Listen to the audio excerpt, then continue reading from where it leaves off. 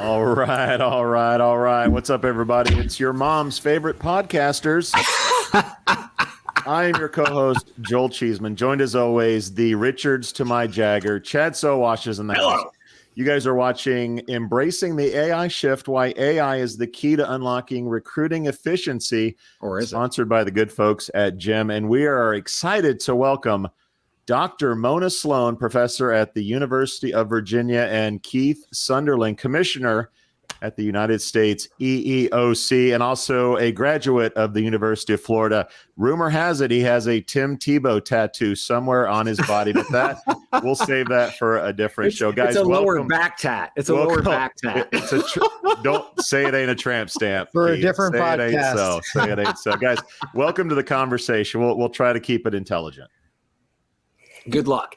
And anybody who's out there watching, please feel free in the comments section to add comments, add questions, all that other fun stuff, whether it's for Keith, Mona, or Chad or Cheese. Either way, you don't get a lot of opportunities to talk to the commissioner of the EEOC. So if you have questions, concerns, if you think you're skirting the law, this is your chance to get a out of free from jail card, because this is all anonymous. This is your chance, everybody. That's right. Yeah, it's anonymous, because this isn't going to be all over the interwebs anytime soon. Yes, it is. Okay, so the very first question right out of the gate for all the kids at home, Mona, can you just give us like a basic overview of what is meant by AI? That is a great question. And I think we can agree on that. We don't really have a definition yet. That's something we're all sort of still grappling with, and sort of more recently, very prominent AI figures have chimed in more decidedly on that question and are warning us off something like the artificial general intelligence, superintelligence. That's probably for another discussion. But what I will say is, with my professor and sociologist hat on, is that it is very useful to think about artificial intelligence with regards to the ways in which it is making an impact on social life and our everyday interactions. And I think in that context, it is helpful to say, well, we can define artificial intelligence as computer systems that use predictive analytics to support decision-making in the professions, in our private lives, in semi-automated or fully automated processes. So I would actually say artificial intelligence is an automated decision tool, and it plays out differently with different systems and different contexts, but that's how I would define it. Okay. Yeah. Keith, and a little bit more from the EEOC, maybe? Oh, I think it's more from, the HR perspective and the perspective of our world, because if we get too lost into, what is AI, what are these fancy definitions that you need 4 PhDs to understand?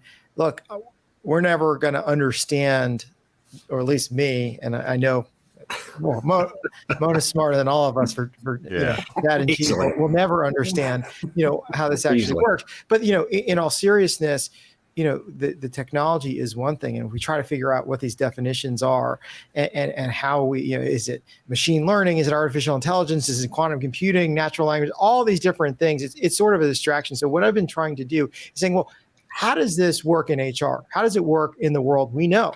Right. So we have 2 different buckets now when it comes to AI in HR. And before, in the discussions we've had before the whole ChatGPT and generative AI discussion, it was very much about AI being used to make decisions that HR professionals were making by hand with pen and paper or in their brain. Right. So there's all these AI tools, prior to ChatGPT in the HR talent acquisition benefit space that were just replicating and amplifying decisions made by HR professionals, since the Industrial Revolution, for 100 years. So that is the one use of it that was really talked about, popular. But now with ChatGPT and generative AI within HR, it's a completely different discussion, and it's a completely different definition, because now when it's AI is generating things or in HR too, you're talking about workforce displacement and who are we going to displace worker-wise, and now AI is going to be doing the work of your workforce in addition to doing some of the work of AI, which leads to a whole different legal, ethical conversation about well, now who's going to be displaced? What jobs are we displacing? What is the socioeconomic breakdown, the gender breakdown, the race breakdown of those people we're displacing, which is also going to be falling on HR. So it's two sort of different definition uses in the sense, but it's all from that nucleus of AI. Well, also the outcomes piece, right? So what actually came out of all those decisions, and where do you pinpoint? And I think the hardest thing, because this is really no change from what you do today, right? Other than the scale of it. I mean, that's really the big difference here. Am I correct, Keith? Absolutely, and that's the part of this is it's going to be making whether it's employment decisions or employment recommendations, everything related to the HR world. It's just scaling those decisions at faster, broader than we've ever seen before, and especially with employers in high turnover industries like retail or fast food that are used to having to make these huge, massive employment shifts in their workforce. Now it can be done instantly, or companies that are getting hundreds of thousands or millions of resumes before, where you didn't have the actual workforce in HR to be able to do some of these tasks just because of the sheer volume. Now it can be done instantly. And I think that's really what is so critical when you talk about how do we regulate this, how do we use it. It's just the scale of decision-making that is occurring here is like nothing we've ever seen. Yeah. So we currently have 4 people here that live this stuff every day, and we can't really agree on what it means and where this is going. I have to imagine state governments, local governments, on the national side are trying to figure this stuff out as well. Keith, break down a little bit of what states are doing now to define these things, what laws are starting to be passed or talked about that our listeners should be aware of. So, especially in the employment space, when things get in the news and things are hot and popular, everyone wants to get involved in it. And that's why you've seen more recently here in Washington, D.C., broadly, let's take a step outside of labor and employment right now, just a rush to regulate AI, really not just in D.C., across the world.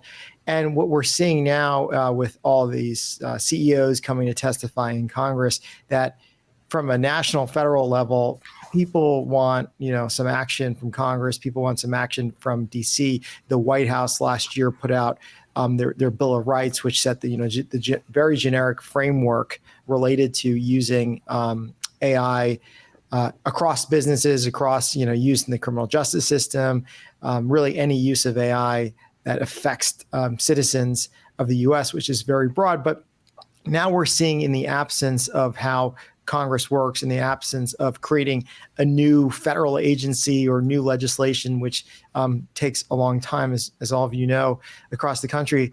It takes us a long time in DC just to make a budget every single year, which is going to come up again very quickly. So with that void, we're starting to see state and local governments getting involved and trying to fill in the equation there and regulate AI, specifically with HR.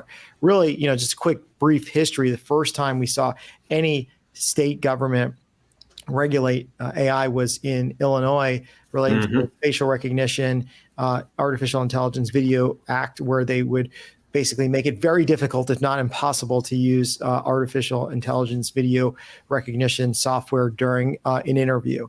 And with the consent requirements, with the having to delete some of the data, et cetera. And then Maryland, not too long after that, made a similar law relating to using AI video facial recognition in interviews. But the real larger one was in New York City, specifically with their local law 144. And I'll let Mona talk about this as well. But it was really the first more encompassing in the recruiting side to deal with regulating AI in HR. And we need to dissect some of the good things out of that law, the bad things out of that law, or what is going to be replaced. So New York was really the first one. New York City was the first one to dive into that as well. And if Mona wants to chime in on local law 144, that was really sort of the one that got everyone's attention and saying, well, now we need to do something because there's a law in the books. And I have a lot to say about existing laws on the books, which we can come back to, that have always been there since the 1960s. Right. That still work. Yeah. That still work. That still have, a more encompassing framework. But I'll let Mona talk briefly about New York City. We're the MCs here, buddy. I'll bring Mona in. So Mona, why don't you come in and talk about 144? But you're doing some really exciting stuff around AI and recruiting. So really, you have the floor to talk about what you're doing, 144, and whatever else you want to sort of introduce us to. Yeah, thank you. And thank you, Commissioner, for that cue as well. So I am very much interested in understanding how AI systems affect discretionary decision-making in the professions. And the profession that I'm focused on is HR and HR professionals. So folks who are sourcing talent or assessing talent, who are bringing people in, who are assessing work performance and so on. And what I found in my research is that really AI, first of all, the AI that is being used in HR is really an ecosystem of various systems. It's not just one AI that does everything. HR professionals are very good at very quickly sussing out what technology, what system works well for what. If it's, finding people or assessing them. And so they use all of these in conjunction with one another, sometimes not necessarily in the ways in which the vendors have envisioned that. So I think that's important for us to understand at what points an AI actually comes into a decision-making process within HR. And then the other thing that I've found is that AI doesn't really, partially because it is this ecosystem that they're working in, doesn't really fully replace decision-making in HR, especially in low-volume recruiting. It just reconfigures it. And I'm happy to talk a little bit more about that and what that means in the context of what I call a Boolean way of looking at the world. And I hear laughs. So, yes. And how that clashes with AI and especially semantic search and now ChatGPT. And so that's really what I'm interested in, figuring out how can we actually understand how AI affects HR, and how can we then not just sit behind our desk in the academy and think about that and write smart papers to get those 4 PhDs that the commissioner spoke about, but how can we also engage with journalists, with regulators, with folks from other fields to figure out a good way to put guardrails around these technologies so that everybody benefits. So let's dig into like New York. So we've got New York City that, Keith was just talking about. There's like this rush to regulate. And Joel and I both, I think we predicted that, this is, if we expect the government to get it right the first time, I think we're pretty naive. It's going to take some baby steps to get there. And then we saw the new proposed regulations out of the state of New York, which really closes a lot of those loopholes up. So Keith, as you're seeing California, which is even more, I think, progressive than what we're seeing in New York, can you give us kind of like an idea of what we should expect? Let's say from the standpoint of a practitioner and then also a vendor, especially around the California regulations. Yeah, and it's just important to start to remind everyone that whether you're in New York or California, sometimes it doesn't feel this way. Federal law still applies there, and we have many protected characteristics that we cover here under Title VII at the EEOC that's been around since the 1960s. And you can't lose sight of the fact with all these proposals or all these varying requirements, that states may impose, that, you still have those obligations under federal employment law. So, for instance, in New York, that the law that went into effect in July, it's limited towards hiring and promotions, and the pre-deployment audit that they require, which is a good thing, which you can be doing regardless of a state or local government telling you to do so. And a lot of very prudent employers do employment audits, not that they're being forced to by a state law, because it's the right thing to do. And they want to ensure that there's no discrimination in any of their employment practices. So, with New York, about doing that bias audit, about having it done by an independent audit, but really only requiring a audit relating to race, sex, and ethnicity. Well, from the EEOC's perspective, you're liable if you discriminate somebody on age discrimination, if you discriminate somebody against disability, religious discrimination, or really any of the categories we discussed, pregnancy, LGBT, and that's not covered in those audit requirements. So in a sense, it gives employers in that area a false sense of security that's saying, hey, we are using this AI tool, in New York City, and we've done an audit and we're good, we're not going to have any issues. And our laws cover A to Z of the employment relationship. Here we're talking about in New York, the hiring and promotion, where the EEOC federal law covers the entire employee life cycle from hiring to firing to promotions to wages, trainings, benefits, really all the terms and conditions of your employment that we know that there's AI software out there that is actively making employment decisions on. So this whole, getting lost in, well, New York says we have to do this, or New York City says we don't have to do this or this in an audit. You have to be doing all of it encompassing anyway for federal law. So that's where I think some of the distraction is when it comes to these local laws, is that we're telling you to do something. Well, you've had to do it since, the EEOC existed in the 1960s. But that being said, like even in New York, the way the final rule came out, as far as there's still questions now. Well, is AI being used to actually make the candidate, or is it one of many factors? What is the weight giving to it? Which, doing that analysis, it may not even be an automated employment decision tool if it doesn't meet their strict definition of what that is, which is very loose. So like scoring, classification, or recommendation, is it the actual employment decision that's being made based on that? Or is there some human oversight in there that may not subject to the law? So you see, when a city comes in and tries to regulate a very complex area with longstanding laws, it can cause some confusion about compliance and standardizing some of those definitions.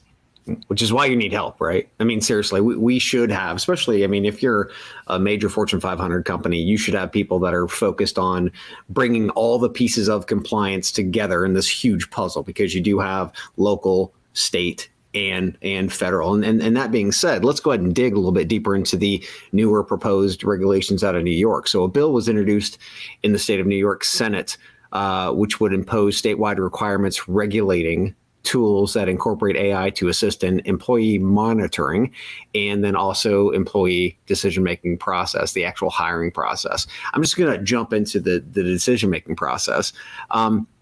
The bill makes it unlawful for employers or employment agencies to use these decision-making software products in employment decisions without conducting a bias audit within the past year.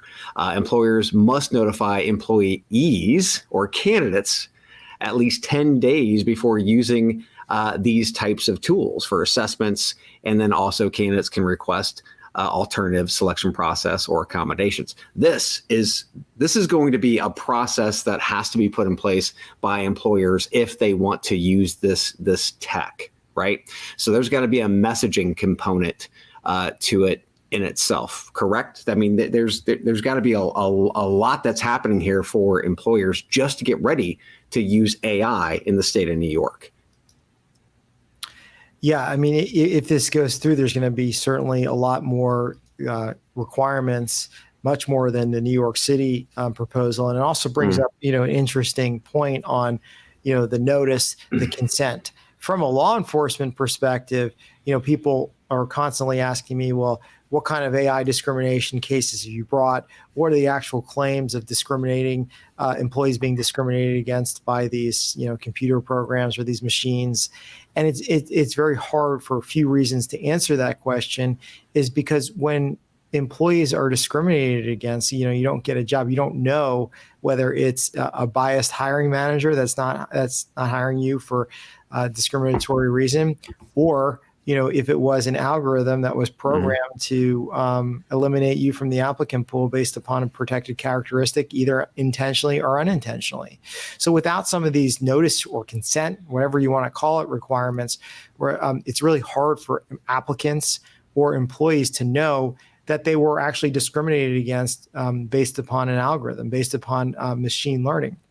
And the cases even so wouldn't come to us as this is AI discrimination. Just like, during COVID time, everyone was asking, what are the COVID cases early on, and saying, we don't know yet because the case comes in as discrimination, right? So it's sex discrimination, it's religious discrimination. And then we have to do the investigation to see, if it was COVID related at the time or if it, algorithmic related here. So, from a enforcement perspective, these new consent requirements that states are proposing will give employees the knowledge that they're being subject to, an algorithmic tool. And if something does go wrong, maybe they start bringing cases related to the AI. We're just not there yet from a federal level. That's not going to happen outside of changes in the law. I mean, that's why you see some of these states filling in the gap. Very much like, to equate it to pay transparency, like you're seeing across the board, states requiring, the pay transparency in the job advertisements. There's no federal requirement that, but if you see the range and you're not in that range, or you're in that current job and you're outside of that on the lower end of that range, that could be a way to bring pay discrimination cases. So I kind of analogize it to that because those requirements generally lead to more cases. So Mona, as you continue to research AI, especially in the space of HR, HR is incredibly slow to adopt. But this is something that we're starting to see from not just a tech landscape standpoint, but from the amount of vendors that first and foremost have been long-standing core vendors, and they're automatically adopting AI. And then we have obviously all of these new startups, and many of them are becoming AI domain-specific, conversational and or generative AI. So all the research that you've done, have you seen that this space is actually moving fast forward more at warp speed than normal? What have you seen in your research? That's a great question. Look, I think that I would actually say that HR is actually fairly quick in adopting technology, mostly because workloads grow enormously and resources are withdrawn from HR departments. And so there's this sort of, need to use technology just to be able to do the job. I would agree with the commissioner that generative AI truly has changed everything. So, and it hasn't, just changed HR. It has changed our everyday life, everything we do in the academy, at the university, how we teach, how we think about pedagogy, how we are interacting with students in the classroom, how we're doing research. So I think we've seen that shift in HR as well, or are seeing that sort of really transformative moment. I have, research also on the negative impacts of generative AI, because let's not forget, generative AI is, as the title kind of says, a system that infers content, and so therefore can make content up.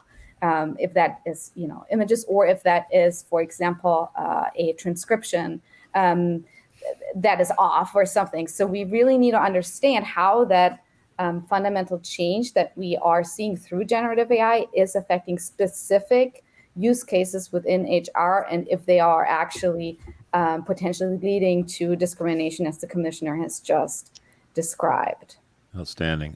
Comment from Kyle for you, Mona. That's a hot take, saying that HR is quick to adopt any kind of tech, let alone HR. We have a good question also from Stephen Britton.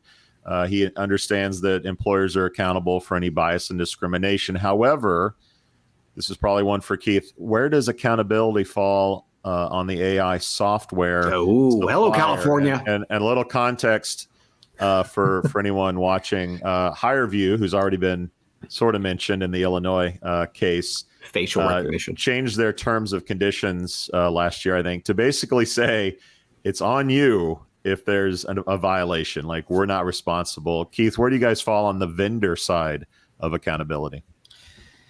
Vendors are not responsible for employment decisions. And this is really, people don't realize this. Unlike other software areas, when you're dealing with civil rights in the workplace, the only party liable for employment action is the employer themselves.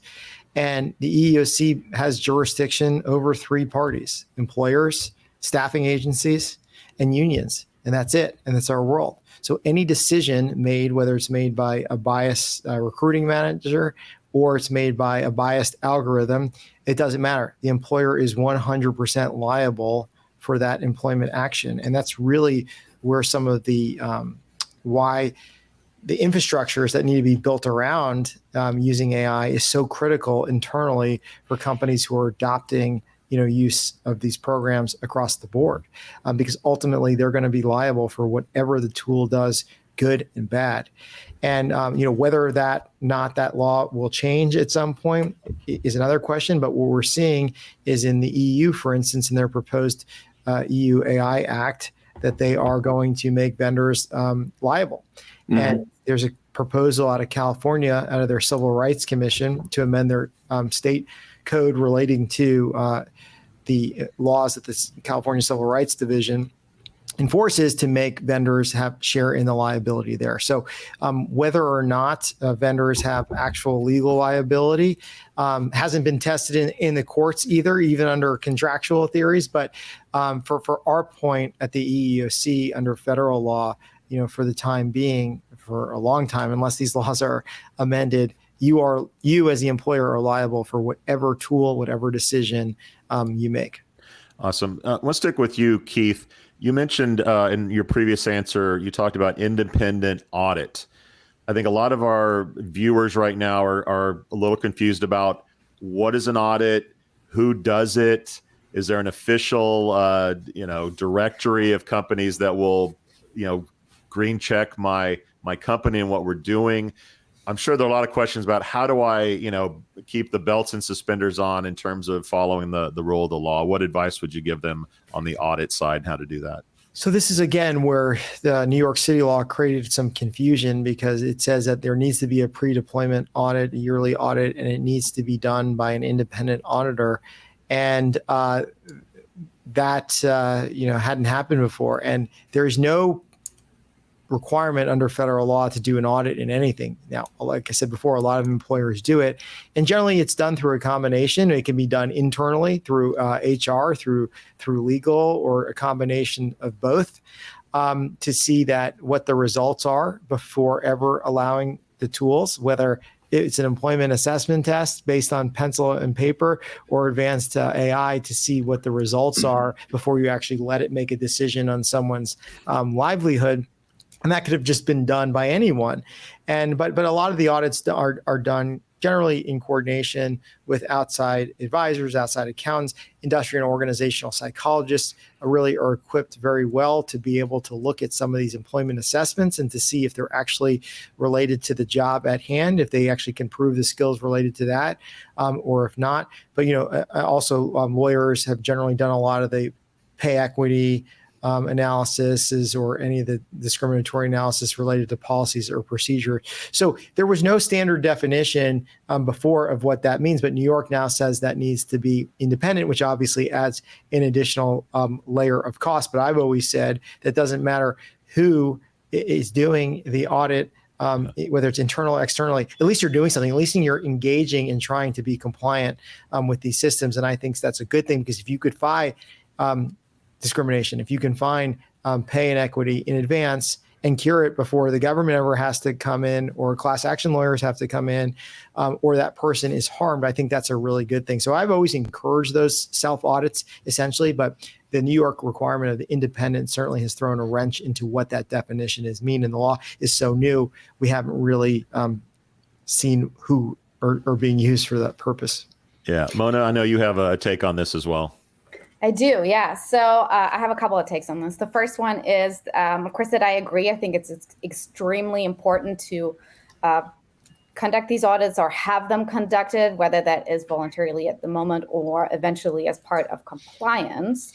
One of the added reasons for that is that the laws that we're expecting, at least in the EU, the EU AI Act also mandates that these bias audits are being made public, so we can expect a building up of a database of bias audits for the industry, which is extremely important data for us to understand what potential employment discrimination by way of AI looks like today. I will also add that the little word bias in front of the audit is important, but is not the only sort of important cue here, because you are, at the end of the day, in a bias audit in the way in which they are currently being conducted, looking at disparate impact, which is important. But what this doesn't allow you to examine is the question, is this even a meaningful measurement exercise that we're doing here? So if you have an instrument that measures something that is stable, that doesn't necessarily mean that is the right thing that you're measuring. In other words, if you are, as somebody who buys a license in an HR department or as a vendor, you should also ask yourself, well, what am I trying to do here? Do future employees really need to have a particular personality type, or do they need to perform very well in this one type of game? Is that really relevant to the job? And so I would always, or at this point of the conversation, and I have this conversation very often, I always point to the fact that we need to use the emphasis on AI audits to ask these more fundamental questions moving forward. Yeah, I'd like to say that, like, around with what Keith said earlier, around, it doesn't matter if it's AI, RPA, I mean, any automation whatsoever, it's about the outcomes. And then being able to understand throughout that audit, taking a look at your outcomes, and then identifying where things are going wrong within the process after you scale into the actual process. Now, when we take a look at audits, I almost feel like this is a trap, Keith. Tell me. They say once a year.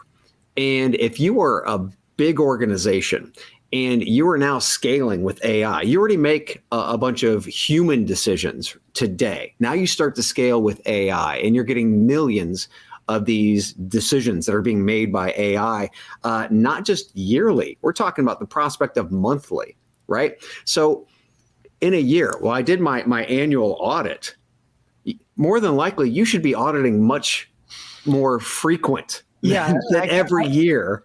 I can make it even more chaotic. So, like, okay, so, for the New York City, the once a year or whatever these other proposals are going to be. Okay, so check the box, you did it. There was no discrimination at that time. And then the next day you change a metric of what a skills should be, or what a job requirement should be, or throw in a college degree requirement, or, any of that. And it completely changes the model and completely changes the result. And technically you're in compliance with that law at the time you did it. And what, is so, I don't want to say what makes this conversation so difficult for us is that, when we do an investigation, we're looking at the results of that one use for that one job description in that one location, in that one part of the country, looking at what, the data is of who the applicant pool and flow is, and what metrics was going into the AI, and if that was actually relevant to the job and a business necessity for that position.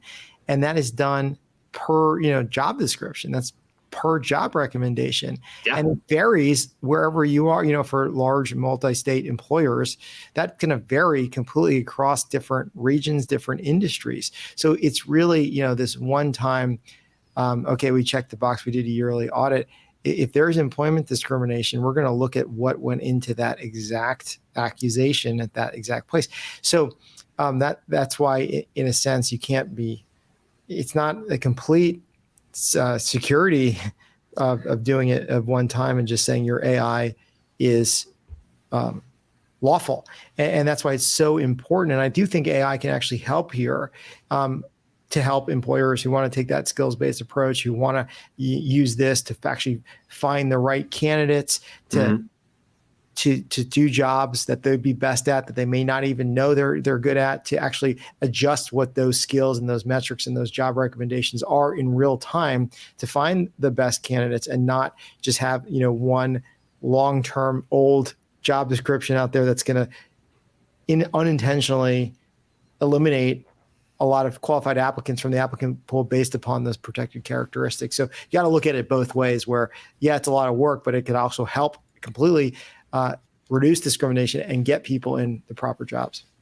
Well, that being said, Mona, so when you're performing research and you're looking for these types of things, what do you do? Help us, wrap our head around this. It's not that easy. No, it's not. And I should say, I'm a sociologist. I'm a qualitative researcher, but I do collaborate very, very closely with data scientists, with machine learning engineers, with folks who are in information science, with journalists, with regulators, for example, with the ILO.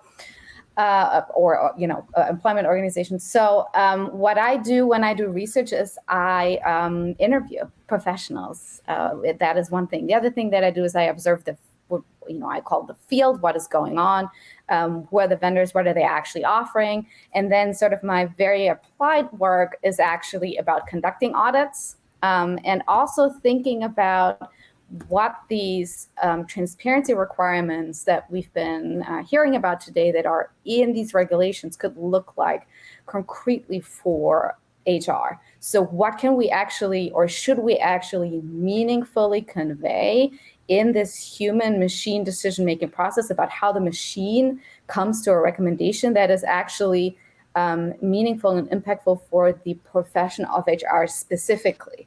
And so that, you can ask a question for any profession, for any process, but the answer to that will look different. What a nurse practitioner will have to know about a sepsis prediction tool is very different. What an HR professional needs to know about the prediction of the most suitable candidates on a job platform. And so this is really like asking these questions and trying to answer them based on the research and thinking about what that can technically look like is also a big part of my work. And that's why she has a PH and a D after her name. Guys, we're about 9 minutes left. So if you have a question, it's a good time to ask it. Keith, if I had the applause soundbite, I would click it. You guys just threw down, I guess, or just had a company called iTutor Group. Listeners of our show will know how the case played out, but I want to hear from you the offense, how it played out, and what essentially what the penalty was. The penalty was around $350,000, and I have to be careful here because it's, when we talk about AI in the workplace, we're really talking about using machine learning to look for patterns and recognitions related to skills, attrition, salary, all this stuff within HR. This case was a little unique, although it's been getting really splashy headlines about what it is versus what it wasn't. So basically, for older workers who applied to this job after with a certain birth date, we're automatically just getting rejected. This is like not sophisticated machine learning. I even think that Joel can probably figure out how to make a code for that. This is really basic stuff. Like, I wouldn't go that far. Yeah. I would not go that far. Like no, don't 1955 or below. No, 1955, 6 and above. Yes, so pretty much that simple. So it wasn't one of these sophisticated, crazy algorithmic discrimination cases, which we were all fearing if these products are used the wrong way, whether based off a discriminatory data set or discriminatory input. So it's not that. It's getting a lot of big headlines that it is, just so everyone knows. So the applicant applied using her birth date, was rejected. Applicant applied using a younger birth date and was accepted. Pretty simple, right? So, in that case, it was based off some sort of code, again, whether it's AI or not. And also some difficulties there because it was a Chinese company, and there may be some questions under Chinese law if that is allowed or not, even though it doesn't matter because they're in the United States. That defense doesn't work. Don't try it. That it's legal somewhere else. That's where we're from. But it shows though the heightened interest in these cases, and for that we talked about earlier with the. How does an employee know they're being discriminated by an algorithm? Mm-hmm. Well, if you're applying for a job at 3 a.m. in the morning on a Saturday and you get automatically rejected and then reapply and get accepted, there's some sort of non-human component into that has been programmed there. So, but it is certainly getting a lot of attention. It's good that we're able to bring some computer-related like coding case. So very interesting facts. And that's why you have to get so granular with these facts. Is the EEOC doing anything at scale to test these things about 3 a.m. or different birthdays, like automating submissions to jobs to find that? Because I would think that relying on humans or whistleblowers would be much less efficient than if you were building bots to apply. So this is really a tricky situation from an enforcement perspective. And unlike, Department of Labor, OSHA, right? An OSHA inspector can walk into any business and demand to see the safety records and do a safety inspections. Our jurisdiction here at the EEOC is limited to charges of discrimination. So we really need employees or applicants to come to us and say, we were discriminated against, and we believe it's on the basis of age. We believe it's on the basis of sex, et cetera. And then we can launch a full-scale investigation from them, but it requires that. So in this sense, look, it was an applicant coming, and we are an investigative body. We don't have the resources to be applying to every testing every employer's applicant tracking system, but it's really dependent on the employees coming forward as well. Unless there have been situations where news articles have been come out that this is happening, or in a sense whistleblower. And I don't like to call them whistleblowers in this context because they're victims of discrimination, but people within HR departments saying this discrimination is happening, tipping us off, then we can start our own investigation there through a commissioner. But those are charged, it's called, but those are fairly rare. But yeah, we're really dependent on employees and applicants bringing us these cases. Well, commissioner-led charges, or at least cases, have gone from, I think it was 3 last year to 20, almost 30 this year. So you guys have been busy, commissioners. Yeah, and obviously we can't talk about those because those are ongoing law enforcement, but it's a very important tool. It's a tool that Congress gave to commissioners to bring the charges in our own name, but we need some basis from that. And a lot of times they really do come from investigative reporting, journalists, academics who have seen this in their work, and they tip us off to that. And then we're able to bring a full-scale investigation. Some of our largest cases have started that way. So it really shows the importance of the academic work, of the journalistic work in this AI space. And there's a lot of it that really helps us in doing our job and helps raise awareness of the potential issues for applicants and employees.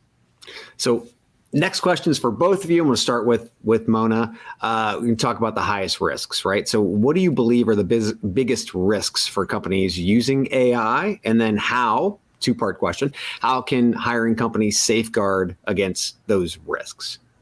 I'm so glad this question has been put on the docket. So I think the biggest risk is that we are going to see a deployment of various AI tools in the existing infrastructure of human resources and human resources activity without a knowledge that this is actually happening, right? Layers and layers deeper, you actually find that there is this little AI widget that is doing something to the system that you're using for something else, and you don't quite know what it is doing and how, and you're seeing different results. So I think that is a huge risk, is the sort of B2B side of things that folks are not aware of. I think what folks can do, and I get this question often also from journalists, is that kind of trust observations in interaction with the technology. I have encountered HR professionals who are actually already seeing sometimes, saying, well, I think there's a little bit of bias here or there, and really ask or demand, ask critical questions when these systems, these licenses are being purchased. And if they don't have a say in that, demand that. So kind of loops a little bit back to, decision-making and organizing in the workplace. But, having the real professionals ask these questions that they need to know about a system. What are you trying to test? How are you testing? What data are you using? How is it folding into what I'm doing? I think is a very good start, and then build that out into sort of more established sort of procurement processes. I think that would be my tip. Okay. Keith, biggest risk and how to safeguard against it? Well, there's not just one biggest risk, and question that often I get asked, and it actually came up in the chat is around, well, should we use systems in this area or should we not? Right? Or, is the EEOC going to say, or the government saying, this is an acceptable use of AI, this you should never use. And, it's still a free country. So if employers want to use AI to discriminate, they can. There'll be significant consequences if they do so. I don't think you can look at it in a sense where this is the one risk for using AI in HR. I think for each use of AI in HR, again, the entire employee life cycle, there's technology out there to assist HR professionals or just do the work for them. You have to say, okay, well, what are the potential benefits of doing this, and what are the potential harms? And all of that is based upon two things: if it's how the AI is designed and how it's implemented. Because if it's properly designed and carefully implemented, it can actually do what it's supposed to do. But that takes a lot of work from the data set, from the input side and the result side. And then, because if it's, not properly designed, just flip it, right? And somebody can go in there and tinker with all the metrics and you discriminate. Or carelessly implemented, say it is properly designed, and you're then, using the discriminatory data sets of just men or whatever the situation is, you're going to have that biased results. So for each use of the AI, there's potential risk and potential harm. And first you need to decide, well, what am I going to use? What software am I going to use and what purpose am I going to use it for? And then you can have the discussion, well, here's the risks for using it, like natural language processing in interviews through an app, through a chatbot. It can really eliminate discrimination in a sense because you don't see the person. But at the same time, if the AI can't detect a foreign accent or a disability, it's going to discriminate on that side, even though you bought it to not see the person to see if they have a foreign accent or what they look like. So you can see for each use, there's pros and cons.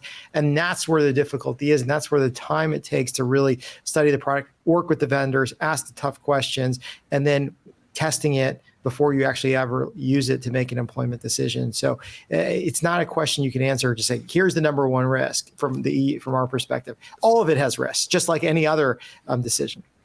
Let me boil all that down for you kids, because it seems very simple. Don't do it yourself. HR, CHROs, TA, heads of recruiting, get an expert in there to do this. You just heard all of that. Tell me you're not scared shitless. Get somebody in there that actually knows what they're doing so that they can focus on getting this done right. Outstanding. Well, we have a few minutes left. I wanted to get to another viewer question. This is from Emmy Baradugo, who is a massive fan of the podcast, by the way. Yes. Emmy asks, can you talk a little bit more about the fact that employers must notify candidates and employees no less than 10 business days before use of the AI employment decision-making tools? She's assuming that this must be done in writing, but she's not sure. Talk about that. The answer is yes, right? Yeah, I mean that's you talk about the different requirements. Federal law doesn't require that. If one state is going to require it, and another city is not, and then are you going to then implement that for all your AI tools nationwide, if you're not required to, because you have to build out another system to have consent or not consent, and then you're targeting people, like say, for instance, in New York City, which I think is what they're referring to. Are you going to build for applicants in New York City based upon their VPN location or wherever they are, consent, but then outside you don't use that, or are you going to use one system across the board? But I imagine, because I don't know how many people are still applying on pencil and papers at places. I imagine it's just going to be some sort of click-through disclaimer. Yeah. And this was brought up, this was in the news recently, with the end of affirmative action as we know it. We're seeing a little bit of an upswell of white male discrimination, organizations coming out, raising money.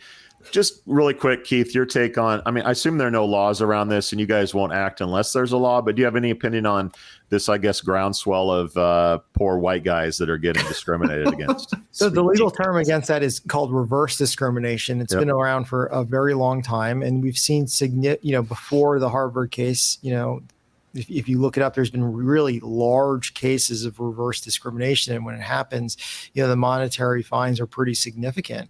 And, just as everyone knows, you can't say I'm I'm firing this person because of their of this color or they're this gender.